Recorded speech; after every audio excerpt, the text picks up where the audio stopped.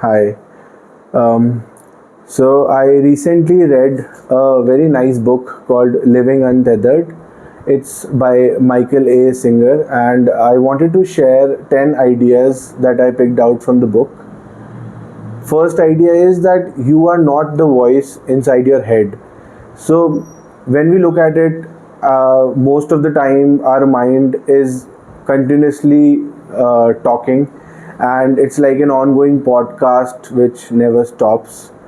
So we have to understand that we are not our mind, and it is something which is detached from us. And one good way is to learn meditation, to learn the art of not paying heed to this continuous chatter that is going on in the mind. So idea number two, your psychological self, your identity that you have created since childhood is not your real self. So we all have certain image of ourselves, and most of our decisions, most of our actions are dictated by that image that we have. For example, if someone is not replying to your text, so it might come to you as a sign of disrespect, or someone is ignoring you, but it could be anything. So it's just not getting a reply is nothing. If you don't get a good job and you feel like that maybe you're not meant to have a good career, or you think that making money is difficult, because this is all because of that image that we've created. So one way is to think opposite, to think in a way that I am capable of making good money, and I am not agreeing to the old patterns of my thinking, or I'm someone who always gets out of difficult situations no matter what. So what you repeat becomes the reality, and gradually you can change that identity, that psychological self image of yours. Third is stored energy patterns. So what happens is, when we go through a difficult life situation, we don't really process it. We try to kind of not take it fully, and we try to resist it. For example, let's say in school, in childhood, we are talking and we everyone starts laughing in the class. So we can take it in a very bad way, and we can become someone who never participates in public speaking, team meetings, group discussions.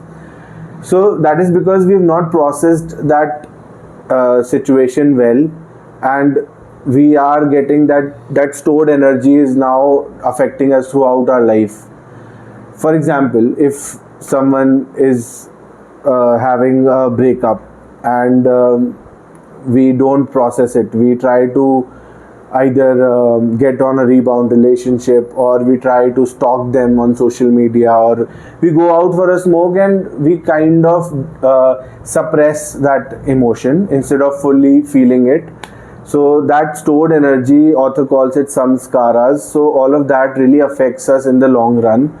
So the idea is that we let ourselves feel that situation fully. For example, when everyone is laughing at you in the classroom, you can see it as something that you are maybe not perfect at, and you want to gradually improve upon. Or someone laughing is not really a good indicator unless a professional tells you that you need to work on your public speaking, or your teacher. Someone leaving you is something that has happened, but how do you deal with it? So you should not store these energies inside you, and kind of try to really process the whole situation. So the fourth idea is, your mind always tries to protect you. That's how our mind is made. It wants to always keep us comfortable. For example, I'm on this desk, and let's say I take a 15 minutes break on the bed. My mind will try to keep me on the bed. It will try to either overthink, or live in some fantasy, but it will always try to resist going back to the desk, because its job is to protect me, maybe from work, from stress, whatever it is. So how do you deal with it? You tell your mind that I want this stress, I want to go back to the desk, I want to work. So you have to tame your mind and understand that this is, its nature is to protect me by telling me to do comfortable things like scrolling or watching YouTube, and rather than working. Resistance is suffering. That is the fifth idea.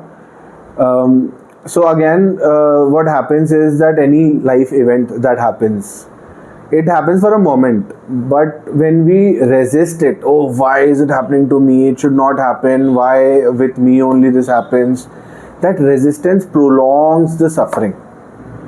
For example, in the previous case, when someone left you,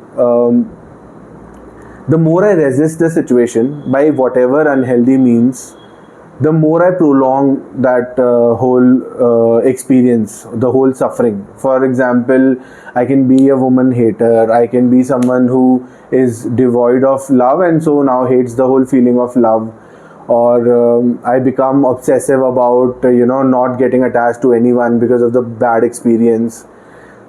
So this is again resisting the whole situation. We should try that we don't resist it, we let it come. It's okay, we will process it slowly, but resistance is only making it prolonged. The suffering is increasing the more I resist.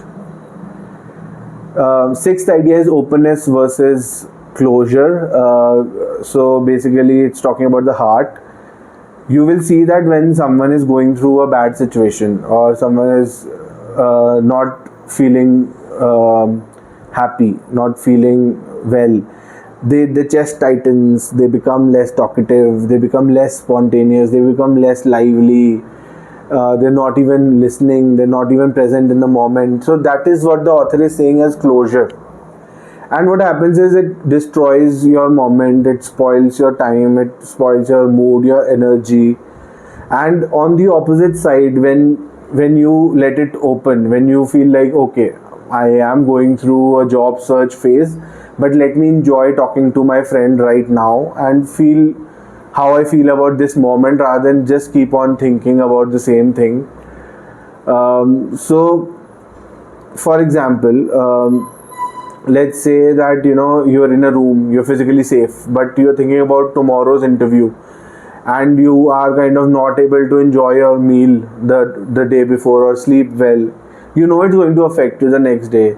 So we will pass the bridge when it comes. So that's what the author means, that just relax and don't get closed in your heart and spoil every moment, but try to be open to whatever is happening right now. Seventh idea is letting go is not passivity. This is very beautiful, that the author is not saying don't pursue your goals, or don't even try. That is not the meaning of letting go. What the author means is, for example, I think that if this happens, then only I'll be happy. It has to happen for me to feel okay. But this is not the healthy way to think. The better way is that I want this to happen, I want to put in a lot of efforts, but at the same time my internal state is not dependent on that particular event to happen. What that means is that whatever the outcome is, I will still be happy, I'll still be okay, but I'm going to put in a lot of effort so that it happens. So that is very deep idea, and obviously it's going to take a lot of practice, but at the same time you cannot really make your happiness depend on outcomes all the time, because then you will play a probability game where most of the time bets are against you and you will feel bad. So don't worry about the outcome, put in efforts, and just understand that my internal state is in my hand, it's not dependent on some outcome. Eighth idea, present moment is reality. So we are always stuck in old memories, future anticipation. So what the author is trying to say is that coming back to that old idea of staying in a room where you're physically fine, you're safe, but you're worried about, whatever future event, or you're sad about the past events. So your life is happening and you are worrying about those things. So be in the present moment. This is what is happening. Me making this video, understanding these concepts, trying to really inculcate in myself, is the present moment, not tomorrow, where I'm going to probably on a job search, and my past events where I met an accident, all of that is not going to benefit me. So that's the idea. So let's go to the ninth idea. Awareness is real self. This is very important. See, anything externally that is happening brings thoughts in our mind. Those thoughts then bring feelings and emotions.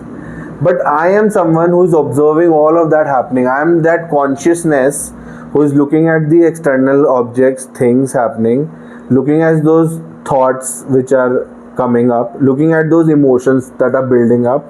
But I am at this seat of awareness. So that's what the author means, that awareness is the real you.